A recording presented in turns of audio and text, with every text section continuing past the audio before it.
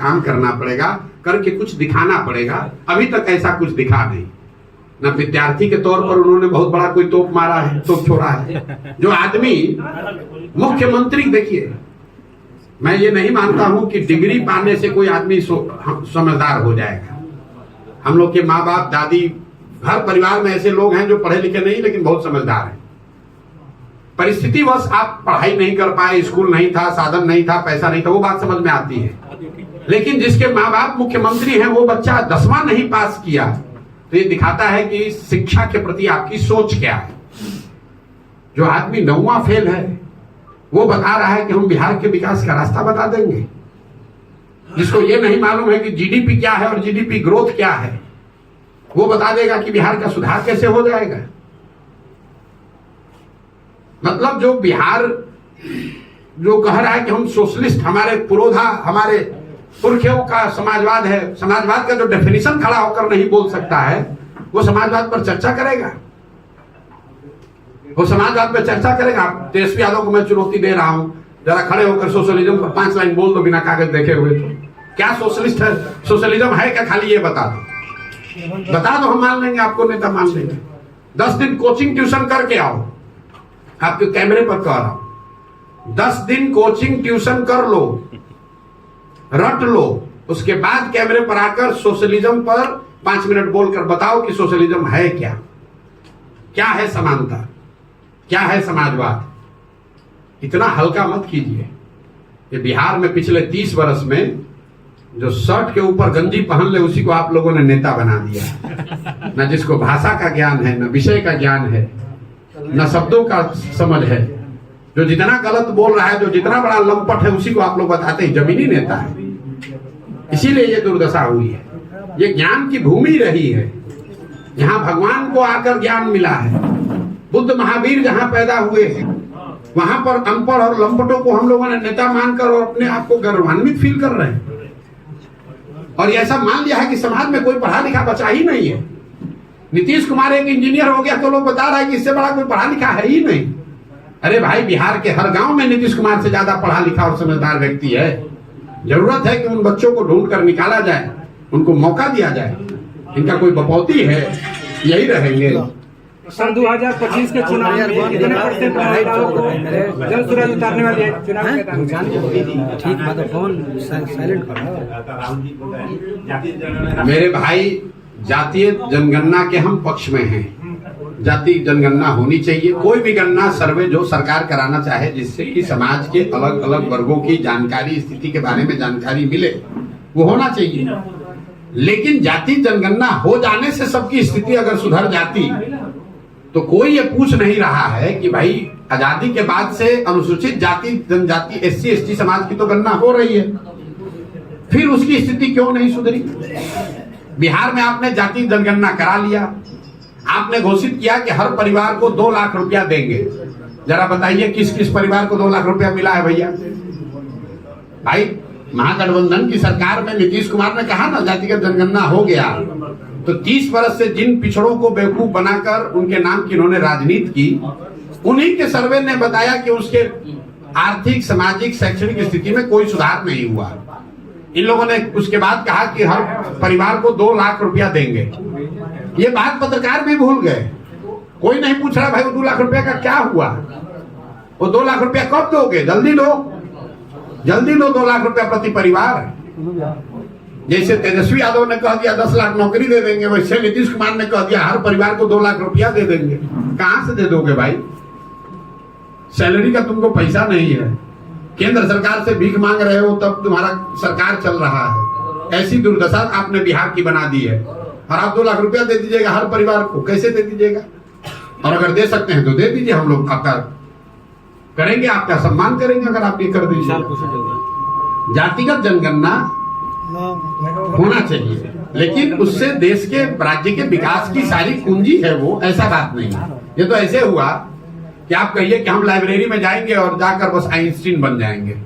अरे भाई, लाइब्रेरी में किताब है, वो किताब होने से आप आइंस्टीन थोड़े ना हो जाइएगा। किताब को पढ़िएगा, पढ़कर कुछ कीजिएगा, तब ना कुछ समझदारी होगी। राहुल गांधी का आपने नाम लिया, राहुल गांधी की पार्टी की सरकार रही है करीब करीब 50-55 साल। ज्ञान उनको आज हुआ है कि जातिगत जनगणना से ही देश का विकास होगा। अगर ये ज्ञान उनको पहले था तो पहले ही कर देते, हम लोग सबका कल्याण हो गया होता। और मान लीजिए कि आज उनको ज्ञान हुआ, ये भी बात हो सकती है भाई आज उनको पता चला, आदमी हर रोज सीखता है। तो अगर आज ज्ञान हुआ है तो छोड़िए देश का बात, कर्नाटक में, तेलंगाना में, हिमाचल में 3 जगह कांग्रेस की सरकार है, वहां पर तुरंत जातिगत जनगणना कराना चाहिए और कराकर कर्नाटक, तेलंगाना और हिमाचल की गरीबी को दूर कर देना चाहिए। पूरा देश नतमस्तक होकर राहुल गांधी को मान लेगा कि ये भगवान के भेजे हुए नए दूत हैं, इनके पास वो पूंजी है, वो तरीका है कि भाई जातिगत जनगणना होगा, गरीबी खत्म हो जाएगा खटाखट।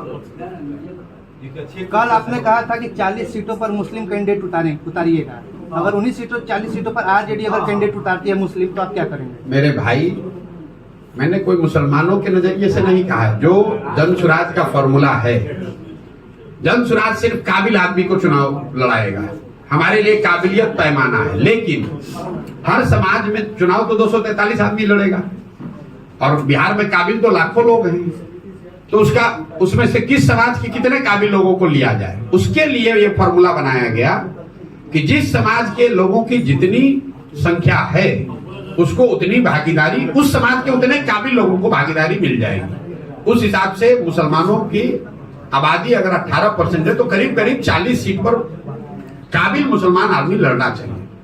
हमने आरजेडी को लेकर दूसरी बात कही, हमने ये कहा कि 30 वर्ष से जिस समाज के वोट से ये अपना लालटेन जला रहे हैं, जिस समाज के ये हिमायती बनने की कोशिश कर रहे हैं, दावा करते हैं, उसके लिए उन्होंने किया कुछ नहीं। लेकिन अब चलो तुमको चुनौती देते हैं, तुम बता दो कि जो 40 सीट दोगे तो हम वहां पर छोड़ देंगे, हम मुस्लिम वहां पर उम्मीदवार नहीं देंगे, वहां हम हिंदू लड़ा देंगे, कोई बात नहीं, क्योंकि हमारे पास तो हर समाज का काबिल आदमी है। लेकिन इनका दम नहीं है। हमने कहा अगर वो चुनौती स्वीकार कर ले तो पहले देकर दिखाएं। भैया, जहां सबसे ज्यादा मुसलमान होता है वहां जाकर खुद चुनाव लड़ते हैं ये लोग। इनके भाई जहां चुनाव लड़े थे, जरा जाकर देखिए कि उस क्षेत्र में कितने मुसलमान, जो जितना बड़ा नेता है आरजेडी का, वो खोजता है कि यहाँ मुसलमान कितना है ताकि हमको मुफ्त का वोट मिल जाए। इसलिए ये चुनौती दी है और अगर चुनौती स्वीकार करेंगे तो हम मान भी लेंगे। कटिहार एक जिला आपने सुना होगा, कटिहार में 47% मुसलमान है, वहां आरजेडी ने एक भी मुसलमान को टिकट कभी नहीं दिया है। ये तो मुसलमानों को बेवकूफ बनाते हैं। जहां मुसलमानों की आबादी है वहां पर उसको टिकट नहीं देंगे, जहां मुसलमानों की आबादी नहीं होगी वहां टिकट दे देगा, हार जाएगा, और जहां मुसलमानों की आबादी होगी वहां खुद चुनाव लड़ते हैं। आनंद जी जैसे लोग जुड़े हैं सर आपके साथ जिले में, क्या कुछ कहना चाहेंगे? आरक्षण को लेकर प्रशांत किशोर की सोच ये है कि जो संवैधानिक व्यवस्था आरक्षण को लेकर बाबा साहब अम्बेडकर के संविधान में है वो बनी रहनी चाहिए। कुछ लोगों का ये कहना है कि संविधान में तो इसका प्रोविजन 10-20 साल के लिए किया गया था, इसको इतना लंबा क्यों चलाया जा रहा है? तो संविधान में ये व्यवस्था 10-20 साल के लिए इसलिए की गई थी कि जब 10-20 साल में समाज के वो वर्ग सामान्य वर्गों के बराबर आ जाएंगे, लेकिन वो किसी वजह से नहीं आए।